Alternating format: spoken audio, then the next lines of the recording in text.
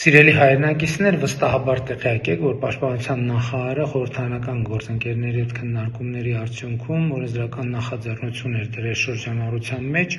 որով առաջարկում էր Հայաստանում ժամկետային զինվորական ծառայության ժամկետը 2 տարվա փոխարեն սահմանել 1.5 տարի։ Ի սկզբանե նախատեսված էր, որ այս կարգավորումը ուժի մեջ մտնի 2026 թվականի ամառային զորակոչից, բայց այսօր քննարկում եմ ունեցել Պաշտպանության նախարարի հետ, նախորդող շրջանում խորհրդարանական գործընկերների հետ եւ որոշել ենք, որ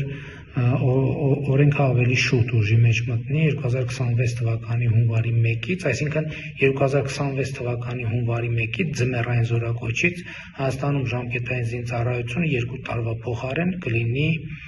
1.5 տարի։ Շնորհակալություն եւ բարի ծառայություն եմ մաղթում մեր բոլոր զինվորներին։